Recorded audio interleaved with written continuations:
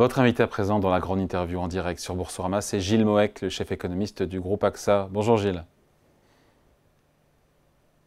Gilles? Oui, moi je vous Ah, entends. ça y est, bonjour. Bonjour David. Ça va? Ouais, très bien. Et vous? Alors, c'est pas de moi, c'est pas de vous. Je vous lis l'assertion. C'est une période de transition. Ça va super bien se passer. Nous avons le plus grand boom économique de notre histoire. Ça, c'était la réaction de Trump après la publication des chiffres du PIB américain au premier trimestre. C'était vendredi. Chiffres qui ont montré donc cette légère contraction de l'activité pour son début de mandat. Est-ce qu'in fine, il peut avoir raison, le président américain, même si les faits pour l'instant lui donnent tort? Est-ce qu'à moyen terme, tout cela ne va pas avoir un effet positif sur la croissance américaine? Si on en reste sur le terrain de la guerre commerciale, qui pour l'instant est le seul terrain économique qu'il est vraiment occupé de manière tangible, moi je reste fidèle à 2 siècles d'analyse économique. La lutte contre le libre-échange, c'est en général pas une très bonne idée. Donc si l'administration américaine s'en tient à ce pan-là de son programme, j'ai peur que cet avenir radieux ne voit pas de jour. Si en revanche il y a un Mais pourtant, pivot, pardon Gilles, pourtant je coupe, et on voit beaucoup de multinationales étrangères qui disent investir des milliards de dollars sur le sol américain. On avait encore Bernard Arnault dans le bureau ovale il y a quelques heures avec Donald Trump. qu'il y ait un mouvement de réinvestissement, de relocalisation d'activités aux États-Unis à cause des droits de douane, peut-être, mais il faut le mettre en balance du coût supplémentaire, non pas simplement sur les consommateurs, mais aussi sur les entreprises, donc une détérioration de la profitabilité des entreprises. Alors ça sera moins spectaculaire, ça se verra moins que des programmes d'investissement ex nihilo d'entreprises qui relocaliseraient, mais ce qui va se passer, c'est une espèce de dégradation lente des conditions de profitabilité d'entreprises américaines. Et ça, en général, à moyen long terme, ce n'est pas une bonne idée. Et puis, il faut jamais oublier ça, et je trouve qu'on l'oublie vraiment souvent, c'est le fait que le protectionnisme, d'une manière ou d'une autre, c'est toujours, à la fin, la constitution de rente. Et c'est une source d'inefficacité économique. Il y a un très bon papier qui a été écrit il y a quelques mois, au bon moment, une espèce de bilan économique de la phase protectionniste américaine de la fin du 19e, début du 20e siècle.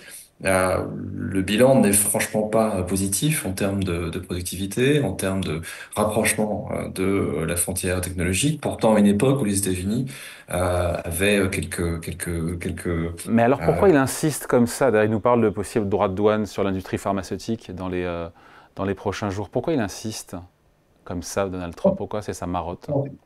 Je pense qu'il y a plusieurs éléments. D'abord, c'est vrai que chez lui, c'est une constante. Ouais. Il y en a assez peu en matière économique, mais même lorsqu'il n'était pas directement impliqué en politique, il faut se souvenir que dans les années 80, par exemple, il avait soutenu des campagnes de presse contre, à l'époque, c'était le Japon qui était vécu comme agresseur économique. Donc c'est une vraie constante chez lui, il y croit.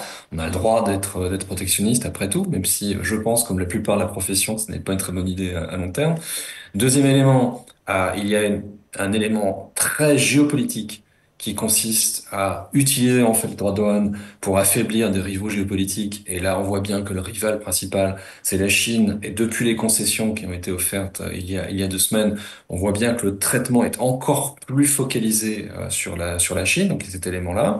Et puis, troisième élément, c'est un élément de politique intérieure qui tient à cette équation électorale quand même très spécifique à Trump, c'est ce soutien d'une partie de l'électorat ouvrier américain qui croit aux solutions protectionnistes. Je rappelle que le syndicat des employés de l'automobile aux États-Unis soutient les droits de douane. C'est pas pour rien que Donald Trump s'est déplacé dans le Michigan pour fêter les 100 jours de sa présidence, vraiment les bastions ouvriers américains. Et puis en même temps, ça c'est aussi une partie de l'équation électorale. Il a besoin, et ça va être de plus en plus un problème dans les mois qui viennent, il a besoin des revenus fédéraux tirés des droits de douane pour régler son équation budgétaire. Parce que les baisses d'impôts qui sont toujours à la base de son programme, il faudra bien trouver un moyen de les financer. Ouais, après qu'il veuille, le président américain, relocaliser de l'emploi, de l'industrie sur le sol américain, je veux dire, on peut tous être d'accord là-dessus, sur le Alors, on principe. peut tous être d'accord, mais un des éléments moi, qui me fascine toujours dans cette histoire, c'est le fait que il n'y avait plus d'urgence manufacturière aux États-Unis. C'est ça que je trouve presque le plus intéressant dans tout cela, c'est que l'emploi manufacturier aux États-Unis ne baisse plus depuis 15 ans. C'est-à-dire que la vraie phase de désindustrialisation américaine, ce sont les années 80-90. Le point bas, par exemple, dans l'industrie automobile américaine en termes d'emploi aux US, c'est 2010. Il y a aujourd'hui plus de salariés dans l'automobile aux États-Unis qu'il y en avait il y a 15 ans. Donc, il n'y a pas comment dire, il n'y a pas eu d'accélération de la désindustrialisation aux États-Unis depuis 10 à 15 ans, et elle n'est pas plus avérée que celle que l'on trouve dans d'autres pays du même type. Elle n'est pas plus avérée que celle qu'on a par exemple au Canada. Donc c'est ça qui est quand même très frappant, cette focalisation sur la relocalisation d'activités manufacturières, alors que c'était de moins en moins le problème de l'économie américaine. Elle se faisait de manière naturelle, ne serait-ce qu'en utilisant un des avantages structurels qu'a toujours les États-Unis pour attirer ce type d'activité, à savoir un prix d'énergie extrêmement bas. Et ça continuait à attirer le manufacturier. Quand Donald Trump dit que le mauvais chiffre de croissance, là, la baisse de 0,3% au premier trimestre, n'est pas son chiffre, mais celui de Biden, c'est vrai ou c'est faux? Moi, je suis assez d'accord. Je pense qu'il n'y est pas pour grand-chose. D'abord, enfin, le chiffre du PIB du premier trimestre, il est très artificiel. En chiffre annualisé, puisque les Américains adorent parler en chiffre annualisé, les importations au premier trimestre ont monté de 41%. Si vous avez des importations qui viennent donc soustraire au PIB, qui augmentent de 41%, c'est très compliqué d'avoir une croissance positive. Pourquoi il y a Ce cette qui hausse des importations de 41%? Parce que beaucoup c'est sûr, d'acteurs, c'est de battre les dingues. d'entreprises ont anticipé l'arrivée des droits de douane. Et ça, c'est Trump, ça. Bah, ça, c'est Trump, mais je pense que ce qu'il avait en tête, c'est le fait que quand on regarde dans le détail, on a, c'est vrai, un certain ralentissement de l'activité, par exemple de la consommation des ménages, depuis maintenant à peu près 3 mois, le 1,8% de Oui. croissance de la consommation qu'on a eu au premier trimestre. C'est assez faible par rapport à la tendance récente. Donc le moins 0,3, il est artificiel.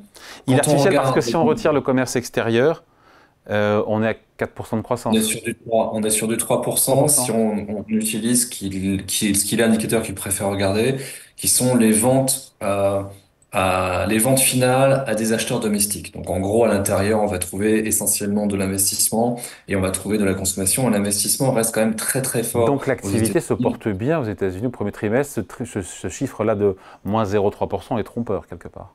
Il est absolument trompeur et la meilleure preuve, c'est que la même semaine, on a eu les chiffres De de création l'emploi. d'emplois Eh au oui. mois d'avril qui étaient encore tout à fait résistants. Cela étant, là où il y a un souci, c'est que au deuxième trimestre, on n'aura plus cette progression très forte des importations. Au contraire, on aura probablement une décrue très forte des importations.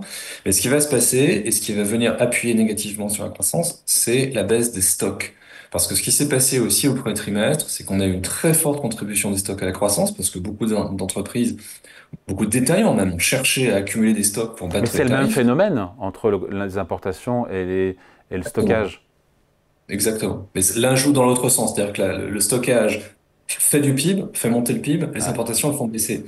Au T2, les importations vont baisser, mais au même moment, les entreprises vont commencer à tirer sur les stocks, et ça va faire baisser le PIB. Donc au final, l'économie américaine se porte bien pour l'instant. Quand on voit les chiffres de création d'emplois au mois d'avril, 177 000 contre 130 000 attendus, on a eu 180 000 au mois de mars.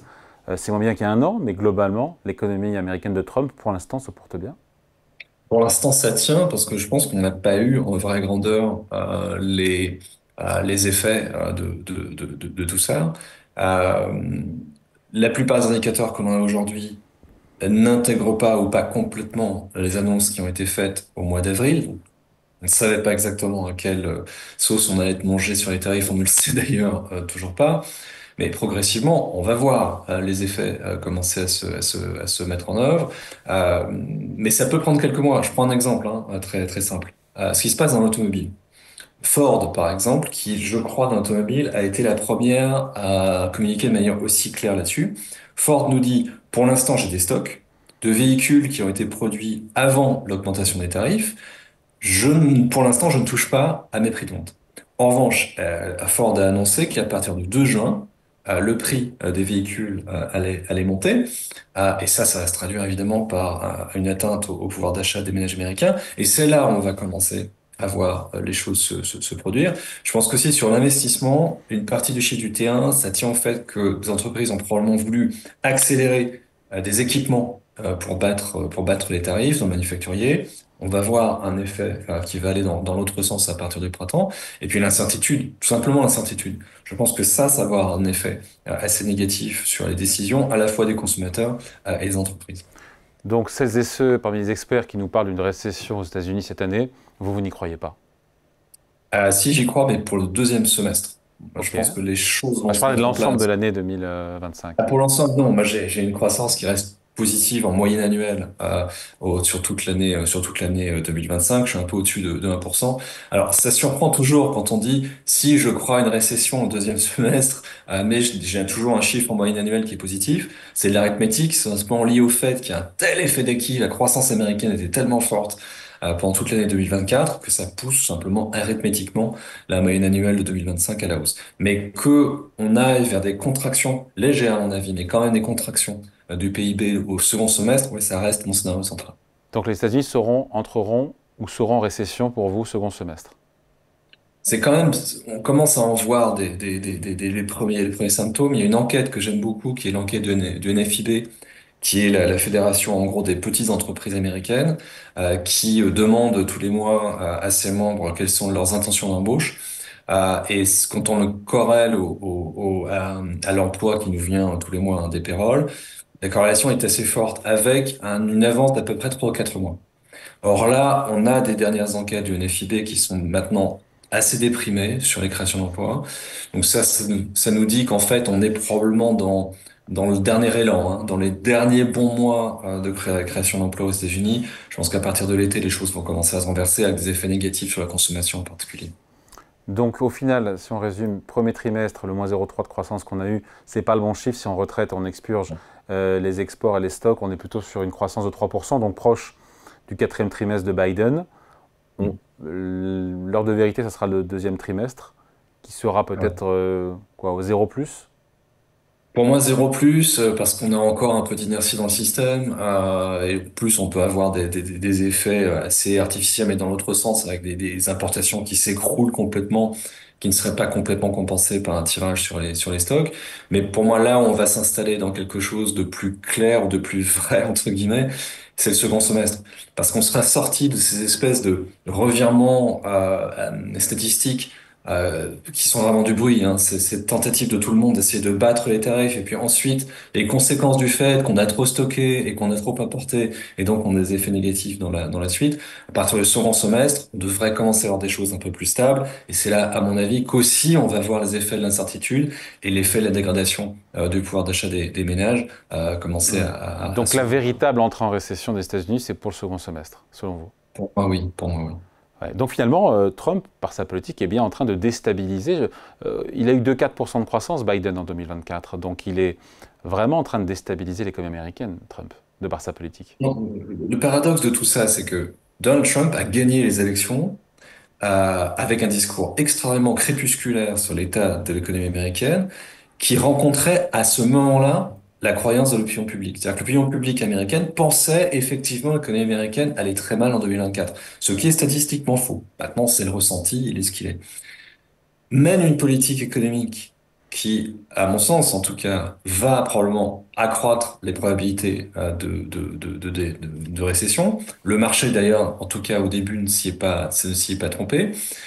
L'intérêt quand même de la situation dans laquelle on est, c'est qu'il n'est pas complètement trop tard pour changer de cap. C'est-à-dire que si effectivement, dans les 6 semaines, dans les 8 semaines qui viennent, on a la poursuite de ce changement de ton qui est quand même notable, hein, de C'est la vrai, vous part de avez la raison, Réserve. on aurait pu commencer par ça. Il y a un changement de ton, il est plus Il y a un conciliant. changement de ton. Il veut plus virer le patron de la Fed, il veut plus faire un nouveau mandat dans 4 ans. On va trouver des accords avec tout le monde. On sent qu'il y a un changement de ton. Changement de cap ou changement de ton? Pour l'instant, changement de ton, mais ça peut être un changement de cap. En tout cas, ce qui me rassure, c'est que il y a le début d'un effet de boucle, entre guillemets. C'est-à-dire que je pense que Trump lui-même et son entourage voient, parce que les marchés ont réagi très négativement, voient les risques. S'aperçoivent que cette politique, effectivement, ne rencontre pas d'enthousiasme généralisé. Les indices de confiance des ménages, en particulier, se dégradent quand même très vite, et ça, c'est une mauvaise nouvelle pour les probabilités de récession. Je pense qu'ils sont en train d'essayer d'ajuster le tir.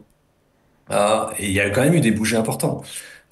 Pour moi, les deux bougers vraiment importants, même s'ils ne sont pas nécessairement ultra visibles. Le premier, c'est le fait que le 29 avril, Trump a accordé des concessions sur les tarifs automobiles, qui sont des concessions partielles, mais quand même, ça veut dire qu'il écoute. Ça veut dire que lorsque les entreprises américaines sont venues le voir en lui expliquant quelles étaient les conséquences, mais très pratiques, hein, très concrètes des droits de douane, il a accepté de lâcher un peu de l'Est. Puis le deuxième élément, c'est la négociation avec la Chine.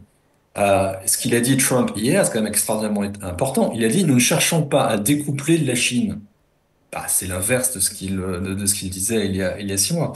Et jusqu'à présent, Trump mettait comme condition à une discussion, à des négociations avec la Chine, le fait d'avoir d'abord un coup de fil avec Xi Jinping. Cette condition a sauté et on sait aujourd'hui qu'effectivement, cette semaine, les négociations techniques entre les États-Unis et la Chine ont commencé. Donc il y a un changement de ton qui, à mon avis, annonciateur quand même d'un changement de cap. Il y a un peu de réglage en vitesse réelle. Je suis pas sûr que ça ira suffisamment vite et suffisamment loin pour qu'on puisse éviter les dégâts économiques dans la seconde moitié de l'année, mais on peut quand même limiter la casse, et pas trop tard. En même temps, il a annoncé, c'était lundi, qu'il nous donnerait des droits de douane, Donald Trump, sur les produits pharmaceutiques, je le disais, au cours des 2 prochaines semaines. Et il a changé de méthode ou il va encore taper fort pour reculer derrière? On verra bien, C'est vous me pour direz, on verra bien, hein. ouais, ça reste quand même très difficile très difficile à lire. Moi, j'ai souvent l'impression que il crée une espèce d'immunisation. C'est-à-dire que on part très loin, on tape très fort, le marché déteste ça, tout le monde stresse, et ensuite on va vers des concessions, mais on ne revient jamais au statu quo ante. Et si vous regardez la situation européenne, par exemple, aujourd'hui, je la trouve très intéressante. On nous dit c'est 20%. Ensuite, on sursoit à la moitié de ces 20%, puisqu'on revient au tarif uniforme de 10. Immense soulagement, non. Ouais, mais Mais 10, on est quand même à 10. mais 10, c'est 4 fois le niveau moyen des tarifs américains avant Trump. Donc, il nous habitue, en fait, à vivre avec ce nouveau système. Mais voilà, 10, c'est mieux que 20. L'administration Trump qui a laissé entendre encore la semaine dernière que des négociations sur des accords potentiels avec des partenaires ou des rivaux commerciaux étaient en cours. Il n'y a toujours rien de concret. Toujours. Alors, il y a un élément quand même à prendre en compte, et ça qui est très frappant, c'est que, un vrai accord commercial, ça prend des mois. C'est extraordinairement compliqué. Et en moyenne, je me crois me souvenir que lorsque les Américains négocient, c'est en moyenne 18 mois pour un accord commercial. Deuxième élément, il n'y a personne au Trésor. C'est quelque chose qui est aussi peut-être anecdotique, mais la nomination du second rang des décideurs politiques au Trésor américain n'a toujours pas eu lieu. Donc Bessent est tout seul. Donc il n'a probablement pas la bande passante de toute manière pour s'impliquer complètement, et les équipes pour s'impliquer complètement dans une négociation. Je pense que ce qu'on peut avoir peut-être hein, à l'issue de ces fameux 90 jours de grâce, ce sont des accords de principe, des grands accords cadres, mais sur le détail, je doute qu'on puisse y arriver dans le temps imparti. Mais ce qui compte, c'est qu'une fois qu'on a cet accord cadre, qu'au moins on suspende une partie des droits de douane qui avaient été annoncés le 2 avril. C'est comme ça que ça devrait se passer. Donc en juillet, on aura des ébauches d'accords et on n'entendra plus parler des droits de douane réciproques. En tout cas, on reviendra. Enfin, mon hypothèse centrale, c'est que on gèle le taux uniforme de 10% sur à peu près tout le monde, et on sursoit au fameux add-on, hein, les droits additionnels au-dessus de ces 10%, euh, dépendant d'une négociation qui, à mon avis, va aller au-delà des 90 jours. Le vrai souci, le vrai dossier, c'est sur la Chine, parce que sur la Chine, on est très très au-dessus des 10%. C'est un rival géopolitique fort. Les Chinois, pour l'instant, réagissent de manière quand même assez musclée dans les discussions. Passer de 145% à 10, ça me paraît quand même très très Ils difficile. avaient promis Moi, je pense 60 pendant la campagne, c'est ça, hein? que les 60, on va peut-être finir par atterrir à ça. C'est intéressant parce que pendant la campagne, c'était 10 pour tout le monde, 60 pour la Chine. Et là, on est en moyenne à 25%. Avec 145% pour la Chine. Donc on est très très au-delà des promesses Ouais, de de la la campagne. campagne. Ouais. Donc on atterrira probablement en deçà des annonces du avril. Mais voilà, on va créer curieusement un soulagement, alors quand même le choc reste absolument énorme. Les bourses sont effacées en tout cas au mois d'avril. Enfin, un mois d'avril chaotique, c'est moins qu'on puisse dire. En seulement 3 semaines, les actions sont revenues, enfin, ont retrouvé à peu près leur niveau d'avant tempête provoquée par cette droit de douane réciproque de Trump. Pour vous, le pire du chaos boursier, ça y est, il est dépassé, il est derrière nous. Non, pour moi non, parce que Ah, ce qui manque encore, c'est l'effet réel, entre guillemets. C'est-à-dire que pour l'instant, ce qui s'est produit, c'est une réaction épidermique c'est une anticipation de ce qui se passait avec les droits de douane. Mais pour l'instant, comme on en discutait au début de notre débat, pour l'instant, on n'a pas vu les effets sur la croissance américaine. On n'a pas vraiment vu les effets sur les boîtes. Et j'ai un peu peur qu'il y ait une espèce de deuxième effet, hein, de deuxième lame qui arrive sur l'equity, lorsque les effets de tout cela seront vraiment visibles dans les comptes des boîtes. Et pour l'instant, on n'y est pas encore. Et je trouve que les révisions d'earnings pour 2025, moi, me paraissent quand même encore un peu timides. Je pense qu'il y a encore un peu de chemin à faire. donc une nouvelle correction sur les bourses est possible quand on verra l'impact de ces droits de douane sur l'économie réelle. Pour l'instant, on ne l'a pas vu. Ouais. Bon. Merci beaucoup en tout cas. Entretien avec vous, Ok. Gilles Moec, chef économiste du groupe AXA, invité de la grande interview en direct et aussi en replay sur Boursorama. Merci à vous, à bientôt. Je vous en prie, au revoir.